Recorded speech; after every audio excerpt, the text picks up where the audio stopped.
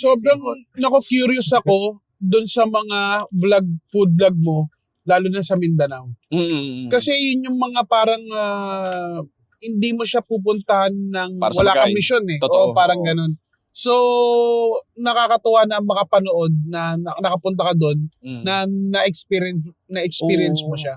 Meron nga, nung kailan tawag dito, last year, may episode kami ni sa steakhouse ni Erwan. I-interview ko siya, tinanong ko siya anong perspective. Kasi mahilig din si Erwan pumunta ng Mindanao eh. Tinanong ko siya bakit tingin niya underrated yung pagkain ng mga Muslim o pagkain sa Mindanao. Ang ganda ng sagot niya, sabi niya hindi daw underrated. Hindi lang well represented. Kasi ang Pilipinas daw, very Manila-centric. Na ang standard ng pagkain natin, lahat Manila. Pag sinabi mo adobo, di ba, isipin mo yung adobo na toyo suka. Pero pag punta ka ng Cebu, adobo nila, prito yun eh. Yung adobo nila, o pwedeng humba. Parang, so, ang problem daw, parang very Manila-centric. Hindi siya underrated. Kasi sino masasabi na underrated? Sa lugar na yun, hindi naman underrated yun eh. Underrated lang siya kasi ang point of view natin, Manila.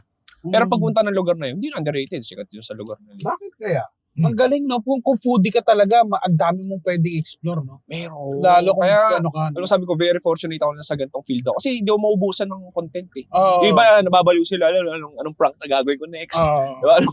Anong story gagawin, anong skit gagawin ko next? Ako hindi, like, pagkain, evolving siya eh. Daming lugar na pwede puntahan, daming lugar na pwede balikan para sa pagkain.